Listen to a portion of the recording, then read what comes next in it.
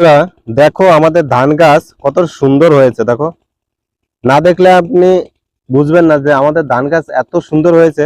মনে হচ্ছে এক এক একটা ধান গাছের গোড়ায় 10-12টা করে ধান গাছের চারা গাছ হয়েছে। ঠিক আছে, মানে এতটা সুন্দর হয়েছে সেটা আর বলার নেই। ঠিক আছে, দেখুন কত সুন্দর হয়েছে, এত সুন্দর হয়েছে আর বলার নেই। ঠিক আছে, দেখুন যদি ধানটা কত এত সুন্দর, মানে আমি বলে বোঝাতে পারছি না, এত সুন্দর ধানটা হয়েছে। ঠিক আছে, জল দিচ্ছি, জলটা এখনো টাইম লাগবে, মানে আর কি বলবো।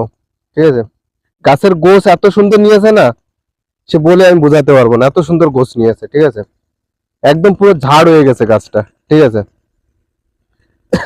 কত সুন্দর ধানটা হয়েছে। আর এত সুন্দর ধান হওয়ার একটাই কারণ, সে হচ্ছে আপনার কিছুদিন আগে যে আমাদের এই মাঠে জল হয়েছিল। ঠিক আছে, জল হওয়াতে কি হয়েছে, পুরো উপরে না পলি পড়ে গেছে, যে নোনা ভাবটা ছিল মাটি, সেই নোনা ভাবটা কেটে গেছে। কেটে যাওয়ার পরে মানুষ এই জমিতে হাঁটাচলা করেছে, আর নোনা ভাবটা কেটে গেছে, আর উপরে বিভিন্ন জায়গার পলি এসে এই জমির উপর পলিটা পড়েছে।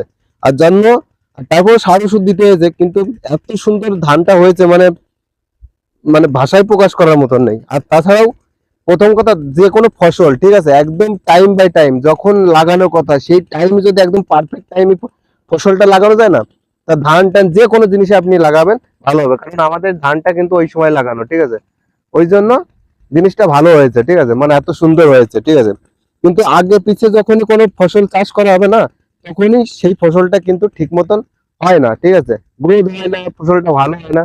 কিন্তু এটা একদম ঠিক টাইম মতো লাগানো হয়েছে, যার জন্য এত সুন্দর হয়েছে। ঠিক আছে, পুরো জমিটা দেখো একদম কত সুন্দর লাগছে। দেখো, হেভি লাগছে, কিন্তু আমার তো কি আর বলবো, এত সুন্দর লাগছে। ঠিক আছে, আর ওই যে মেশিন চলতেছে, ঠিক আছে, ওই যে মেশিনটা চালাইছি, আধা ঘন্টা হয়ে গেল। ঠিক আছে, আমার মনে হচ্ছে আমি যা ভেবেছিলাম যে আধা ঘন্টার মধ্যে হয়তো কমপ্লিট হয়ে যাবে, কিন্তু না, আধা ঘন্টার মধ্যে কমপ্লিট হবে না, টাইম লাগবে। ঠিক আছে, দেখা যাক কতটা টাইম লাগে। ঠিক আছে, আর কয়েক ঘন্টা হয়তো লাগবে। তারপরে ঘন্টা না, আর আধা ঘন্টা হয়তো লাগবে, 1 ঘন্টা, পুরো 1 ঘন্টা লাগবে। ঠিক আছে, তার বেশি লাগবে না।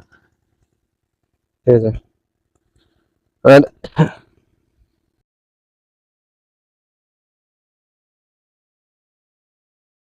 চলো ঘুরিয়ে আসি, দেখো এই পুকুরটায় জল আছে কিনা। ওই সামনে একটা পুকুর পুকুর আছে, পুকুরটায় দেখে এখন জল আছে কিনা একটু দেখে আসি।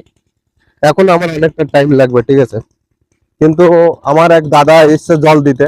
ঠিক আছে, সে দাদার তো অনেক সমস্যা হবে, কারণ সে দাদার তো আজকে জল দিতে যেতে রাত হয়ে যাবে না, কারণ আমি এসে লেটে চালু করেছি। ঠিক আছে, তো ওই জন্য তার জল দিতে যেতে লেট হয়ে যাবে না, রাত হয়ে যাবে না, আমি এটাই তো দেখছি। কিন্তু কারণ আমার যদি 4:30 বেজে যায়, তাহলে ওর 5:30 বেজে যাবে। ঠিক আছে, এখন দেখা যাক, দেখি ওই জায়গায় অনেক কিছু লাগানো আছে মনে হচ্ছে, গিয়ে দেখি কি কি লাগাইছে। বেশ ভালো একটা জায়গা করেছে, গরমকালের সময় এই জায়গায় এসে বেশ বসে টসে থাকে, মাঠের অনেক লোকজন এনে এসে বসে থাকে। আর মাঠে তো পুরো সুন্দর খোলা বাতাস। ঠিক আছে, আর বাতাস কোথাও আটকায় না, একদম মন শান্তি হয়ে যায়। ঠিক আছে, এত সুন্দর লাগে। একসাথে সব বন্ধুরা ঘোরাফেরা, পড়াশুনো করতাম, কেউ চাষবাস করে, কেউ বিভিন্ন রকমের কাজ করে, এক একজন এক এক রকমের পেশায় যুক্ত হয়ে গেছে। ঠিক আছে, যারা বাড়িতে থাকে চাষবাস করে, খেতি খামারি করে, তারা সবাই একসাথে দেখা সাক্ষাৎ হয় সবার, কিন্তু আমি বাড়ি থাকতে পারি না, মাঝে মাঝে আসি, সবার সাথে দেখা হয় না, কেউর সাথে দেখা হয়, কেউর সাথে দেখা হয় না, যার সাথে দেখা হয় তার সাথে কথা হয়। ঠিক আছে, এই হচ্ছে সমস্যা। এই দেখো জায়গাটা, এই সুন্দর না জায়গাটা, সেই সুন্দর জায়গা। আরে ডালিম দেখো, ডালিম গাছে ফুল আছে দেখো, সেই ফুল আছে ডালিম গাছে। পুকুরটায় জল নেই, ঠিক আছে, তবে মাছ মনে হয় কিছু সারা আছে। এই দেখো ডালিম গাছে দেখেছো কিরকম ফুল আছে, দেখো পুরো ভরিয়ে ফুল আছে। আর ডালিম গাছের একটা জিনিস খুব ভালো, যখন ফুল আসে না, খুব ভালো ফুল আসে। এই যে কাঁঠাল গাছগুলো লাগাইছে সারি সারি, কত সুন্দর কাঁঠাল গাছ লাগাইছে। ঠিক আছে, এই কাঁঠাল গাছ হলে অনেক কাঁঠাল হবে। ঠিক আছে। ওই যে ওই জায়গায় একজন কি ধান চাষ করেছে, ধানে ও বাবা এমনি দাদা এমনি রান্নার জায়গা, কলা বাগান করেছে একটা সুন্দর।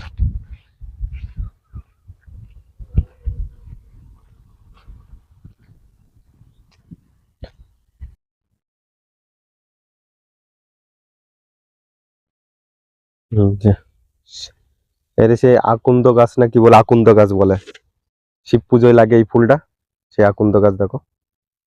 এবার এই যে সব ধানের চাষবাস করা আছে, ধানের খেতি করছে, কত সুন্দর দেখো।